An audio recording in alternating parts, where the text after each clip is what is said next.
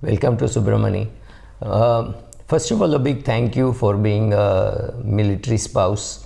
The husband of yours is always ready for war, in the sense that there is military preparedness for a war in case something happens, right? So the men can go to war only when they know that in case there is a problem anywhere, their wife or their spouse will be able to take charge of the house, right? So being prepared for the country to go to war is your husband's job. And here I'm addressing the women who are married to army guys. When I say army, I mean defense forces people. So army, navy, air force, whatever.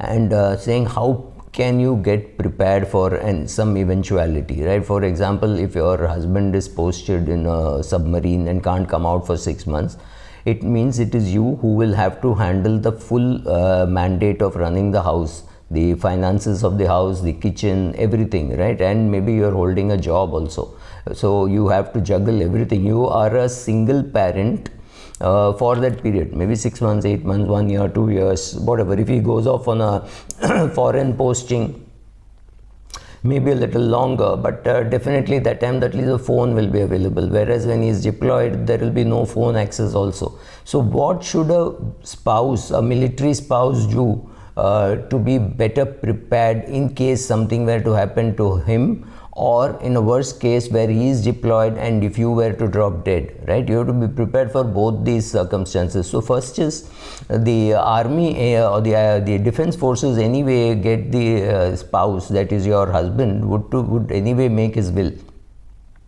He does not have too much of a choice. He's forced to make a will, so he'll make a will. It's important that you also make your will, because if you are not around, then what happens? And if your husband is deployed, then what happens to the children? So make your own will. That is very important. Make sure that all the documents are in perfect shape, whether it is your name first, his name first, or his name first, your name second, nominee in place, right? Check out all that. If your children are minor, make sure that there will be somebody who can step in. You have to tell that person that in case my husband is deployed and I drop dead, please fly in and look after the kids till a particular date, and this is how I want this to be done. This has to be in writing.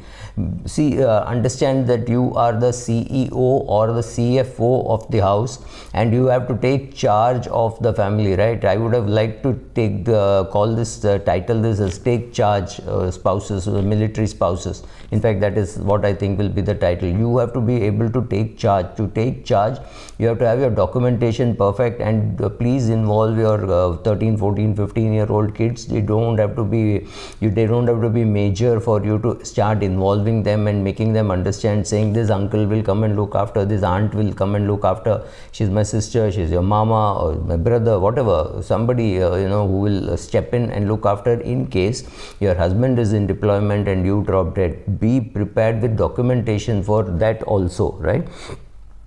You understand from your husband that being prepared for the military, for any military action, you have to have a plan first. So in your case also, there are 3-4 important steps. First, have a financial plan which you can sit with your spouse and make.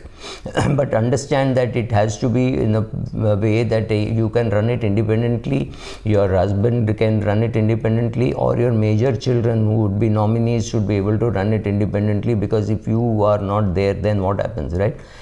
This is true for everybody, but it is more true for military people, because you could lose both the parents at the same time, one in a military deployment and one to death, right? This is perfectly capable of happening. Of course, COVID has also taught us that both parents can die at the same time when children are minor, but the probability of something like this happening, that one person is unable to come here to attend to the family when one person drops dead, is perfectly possible. I hope such a thing does not happen. But what happens if you are hit by COVID and your husband is in deployment? Then you have to be prepared for this kind of an eventuality. understand one thing, that there is a broad network of help available to army spouses, army widows, out of which subramani.com is one. So you can come have a look at these videos. I have a blog also, so you can come and maybe subscribe and hit the bell icon so that you get all the videos. There are 2000 videos already, so you can go and watch them. That is one thing. Second, make your own budget, make your own plan. Women are generally good at it, but you might as well involve your husband and your children. And if you have a husband's parents staying with you, that person, because he's again he or she will be a major, so can take charge of the situation immediately on if you drop dead and your husband is in deployment. So making a financial plan is important, exactly like what your husband must be telling you why they need to make a military plan. Second is, make sure that you repay all the debts which are high cost debts, right? If you have credit card debts for travel or personal loan, or generally some expense got increased, so therefore you spent on your credit card, get rid of all of that, because no investment that you make can ever get you returns more than 40% and 42%, which is what is the interest rate that you pay on your credit card. Having said that, the first question is, should I save or should I invest? The answer is, you should do both. You should anyway learn to save. You're earning 100 rupees, you're spending 60 rupees, then you should learn to save 40 rupees. If you're happy with 40, then 40. If you want to make it 50, then you have to cut down some expenses. If you're happy with 30, you got a cushion, right? So therefore you start saving and then you start investing. If you don't know how to invest, you put money in an index fund for a long period of time. It gives you, that is the time that you take to learn. Once you learn, you may go and invest in direct equities, and you may watch some YouTube videos and think you don't need to do an SIP, you have to do market timing. Be careful about all that. It still makes sense till you understand it makes sense to do an SIP in an index fund. After that, get an advisor, sit with the advisor, make sure that you understand what he or she is saying. Since you are a woman, you may be more comfortable with a woman advisor, but don't go for a gender, don't have a gender bias, saying I will choose only a woman advisor. Choose a good advisor. You should be agnostic to the gender of the person, right? So make a financial plan, pay off high cost interest debts.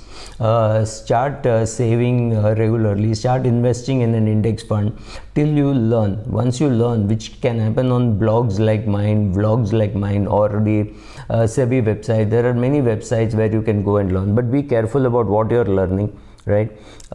Get started as soon as you can, get rid of the debt as soon as you can, start investing. So the operative word is as soon. I'm not saying you have to be young to do it, but of course the younger you are, the better the power of compounding, right? Another very important thing, which it's not generally for military spouses but for anybody, is be careful about frauds. Make sure that your email ID, your password for your bank, etc. are very well hidden and kept. Make sure that it doesn't leak. Make sure you don't click on links which you don't understand. Don't give details like your bank account, etc., except to government agencies or to authentic websites, or maybe even going to their office. If you have an insurance agent who says, oh, I need your email ID, I need your password, I need this so that I can send you the documents, don't believe it. Go to their office, fill up a form. If they want your email ID, they will ask for it in writing, right? So there is a trail left to why they've asked for it and things like that. Don't give it on the phone. Be very careful. If they ask for a copy of a check, check back 1,000 times as to is it a good website, or are you just giving away some important vital information, right? Another very important thing is start planning for the long haul. Women are better than men. They ask the right questions. They ask many questions. Start planning for the long haul, because you're going to live pretty long. Maybe you live till 100, and of course there is always your husband's pension which will come in. If you are working somewhere, you will have your own pension coming in, if you are also working in some government service. But be careful about understand that you're there for the long haul. So if there is a fall in the market, or if there is a market correction, be careful about what you do. You have a choice to get scared, yes, but whether you should panic and sell and all that is again your choice. So you will get scared, but does not mean that you have to sell. If you're 35 years of age and you've got another 25 years to go, You don't have to bother about this daily carnage in the market, because you are not worried about the market going up every day. So just stay calm, it will work for you. So thank you for being a military spouse. Make sure that your husband also understands, he's in the same page. He does not pretend that, oh, I know everything, I will then check out his portfolio, see whether he's doing well. If he's not doing well, convert him and also to an index fund fan. Then both of you learn, and then you can start investing. Thank you.